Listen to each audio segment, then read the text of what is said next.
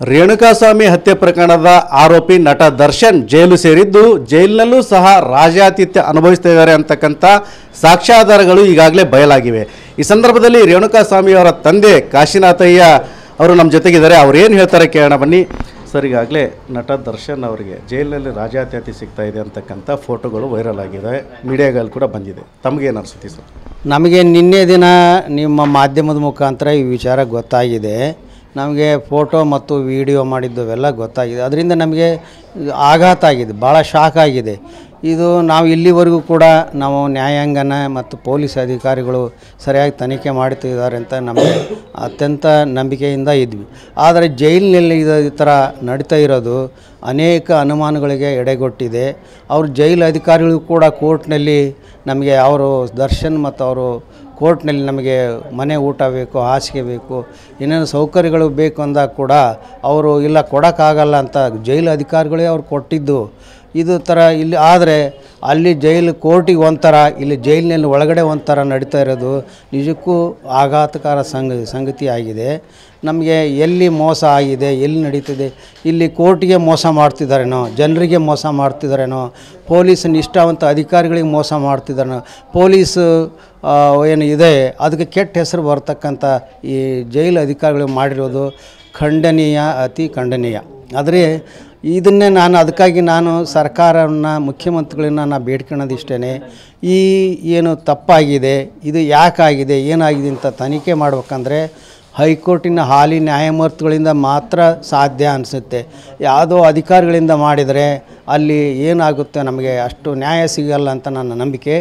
ನ್ಯಾಯಮೂರ್ತಿಗಳಿಂದ ಆದರೆ ಮಾತ್ರ ನ್ಯಾಯ ಸಿಗುತ್ತೆ. ಮತ್ತು ಜನರಿಗೆ, ನೀವು ಕರ್ನಾಟಕ ಇಡೀ ಭಾರತದಂತೆ ಜನ ನೋಡಿದ್ದಾರೆ ಮಾಧ್ಯಮದ ಮುಖಾಂತರ, ಇದು ಸರ್ಕಾರಕ್ಕೂ ಕೂಡ ಕೆಟ್ಟ ಹೆಸರು ಬರ್ತಕ್ಕಂಥ ಒಂದು ಘಟನೆ ಅಂತ ನನಗನ್ನಿಸುತ್ತೆ.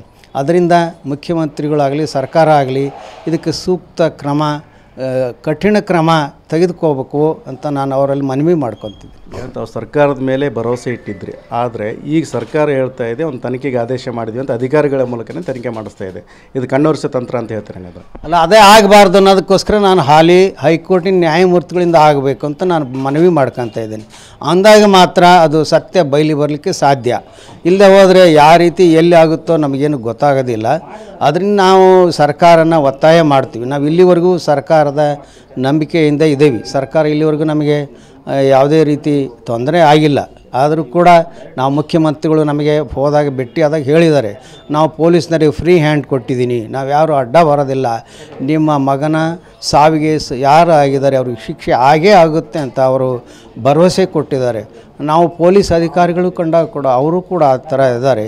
ನಮಗೆ ನ್ಯಾಯಾಂಗದ ಬಗ್ಗೆ ನಂಬಿಕೆ ಇದೆ, ಪೊಲೀಸ್ ಅಧಿಕಾರಿಗಳ ನಂಬಿಕೆ ಇದೆ, ಸರ್ಕಾರದ ಚೀಫ್ ಮಿನಿಸ್ಟರ್ ಬಗ್ಗೆ ನಂಬಿಕೆ ಇದೆ. ಅದರಿಂದ ಆದರೆ ಈ ಜೈಲಿನಲ್ಲಿ ಆಗಿರತಕ್ಕಂಥ ಒಂದು ಏನು ಘಟನೆ ಇದೆ, ಈ ಘಟನೆಗೆ ಸೂಕ್ತ ತನಿಖೆ ಆಗಬೇಕು.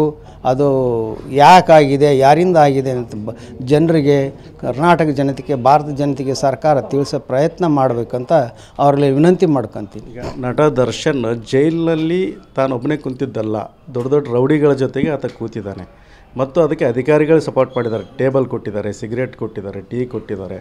ಸಹಜವಾಗಿ ಒಂದು ರೆಸಾರ್ಟ್ನಲ್ಲಿ ಕುಳಿತಿರೋ ಥರ ಆ ಫೋಟೋ ಇದೆ. ಮತ್ತು ವಿಡಿಯೋದಲ್ಲಿ ಕೂಡ ಮಾತನಾಡಿರ್ತಕ್ಕಂಥದ್ದು ಇದೆ, ಅದೆಲ್ಲ ತಾವು ನೋಡಿರ್ತೀರಿ. ಏನು ಹೇಳ್ತೀರಿ ಇದ್ರ ಬಗ್ಗೆ? ಅಲ್ಲ, ಇದು ಭಾಳ ಆಘಾತಕಾರಿ ಸಂಗತಿನೇ. ಜೈಲಿನಲ್ಲಿದ್ದಾಗ ಕೈದಿಯಾಗಿರ್ಬೇಕೇ ವಿನಃ ಈ ರೀತಿ ಅದರ ಆತಿಥ್ಯ ಸಿಗೋದು ಭಾಳ ಕಷ್ಟ.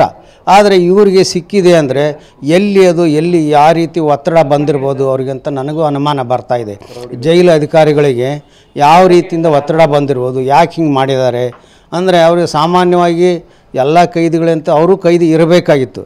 ಆದರೆ ಇದು ವ್ಯತಿರಿಕ್ತವಾಗಿದೆ. ಅದಕ್ಕೆ ನಾನು ಸರ್ಕಾರ ಮನವಿ ಮಾಡ್ಕೊಳ್ಳೋದಿಷ್ಟೇ, ಇದು ಸೂಕ್ತ ತನಿಖೆ ಆಗಬೇಕು. ನನ್ನ ದೃಷ್ಟಿಯಲ್ಲಿ ಹಾಲಿ ಹೈಕೋರ್ಟ್ ನ್ಯಾಯಮೂರ್ತಿಗಳಿಂದ ಆದರೆ ಮಾತ್ರ ಇದು ಬಯಲಿಗೆ ಬರುತ್ತೆ ಅಂತ ಅನಿಸುತ್ತೆ. ಸರ್ಕಾರ ಇದ್ರ ಬಗ್ಗೆ ಕಠಿಣ ನಿರ್ಧಾರ ತಗೋಬೇಕಂತ ಅವರಲ್ಲಿ ಮನವಿ ಮಾಡ್ಕೊತೀನಿ. ಈಗ ಒಟ್ಟಾರೆ ಪ್ರಕರಣದ ಬಗ್ಗೆ ಏನು ಹೇಳ್ತೀರಿ? ಸರಿಯಾದ ದಿಕ್ಕಿನಲ್ಲಿ ತನಿಖೆ ಸಾಗ್ತಾ ಇದೆಯಾ ಅಥವಾ CBI ತನಿಖೆಗೆ ವಹಿಸ್ಬೇಕಂತ ಹೇಳ್ತೀರಿ? ಸರ್ಕಾರಕ್ಕೆ ಏನು ಹೇಳಕ್ಕೆ ಬಯಸ್ತೀರಿ? ತನಿಖೆ ಬಗ್ಗೆ ಸರಿಯಾಗಿ ನಡೀತಾ ಇದೆ. ನಾನು ಇಡೀ ವ್ಯವಸ್ಥೆನೇ ದೂಷಣೆ ಮಾಡೋಕ್ಕೆ ತಯಾರಿಲ್ಲ. ಎಲ್ಲೇ ಒಂದು ಕಡೆ ಜೈಲಿನಲ್ಲಿ ಲೋಪ ಆಗಿದೆ. ಆದರೆ ನ್ಯಾಯಾಂಗ ಮತ್ತು ಪೊಲೀಸ್ ಅಧಿಕಾರಿಗಳು, ತನಿಖಾ ಅಧಿಕಾರಿಗಳು ಅವರು ಸೂಕ್ತವಾಗಿ ಮಾಡ್ತಾನೆ ಇದ್ದಾರೆ. ನಮಗೆ ಇವೆಲ್ಲ ನಿಮ್ಮ ಮಾಧ್ಯಮದ ಮುಖಾಂತರನೇ ಗೊತ್ತಾಗ್ತಾ ಇದೆ. ಅವೆಲ್ಲ ಏನಂದರೆ ಅದೇನೋ ಪೊಲೀಸ್ ರಿಪೋರ್ಟ್ಗಳು, ಆಮೇಲೆ ಹೈದರಾಬಾದ್ನಿಂದ ಬೆಂಗಳೂರಿಂದ, ಆಮೇಲೆ ಫೋನ್ ರೀಟ್ರೀಟ್ ಮಾಡೋದು ಅವೆಲ್ಲ ಮಾಡಿದ್ದಾರೆ. ಅಂದರೆ ತನಿಖೆ ಸರಿಯಾದ ದಿಕ್ಕಿನಲ್ಲಿ ನಡೀತಾ ಇದೆ. ನಮಗೆ ನಂಬಿಕೆ ಇದೆ, ಸರಿಯಾದ ಸಾಕ್ಷ್ಯಾಧಾರಗಳನ್ನು ಕೋರ್ಟಿಗೆ ಕೊಡ್ತಾರೆ. ಅವ್ರಿಗೆ ತಪ್ಪಿತಸ್ಥೆ ಶಿಕ್ಷೆ ಆಗೇ ಆಗುತ್ತೆ. ನ್ಯಾಯಾಂಗದ ಬಗ್ಗೆ ನನ್ನ ನಂಬಿಕೆ ಇದೆ. ಇದಿಷ್ಟು ರೇಣುಕಾಸ್ವಾಮಿಯವರ ತಂದೆ ಕಾಶಿನಾಥಯ್ಯ ಅವರ ಮಾತು. ಕ್ಯಾಮ್ರಾ ಪರ್ಸನ್ ಮಂಜುನಾಥ್ ಜೊತೆ ಬಸವರಾಜ್ ಮದನೂರ್, TV9 ಚಿತ್ರದುರ್ಗ.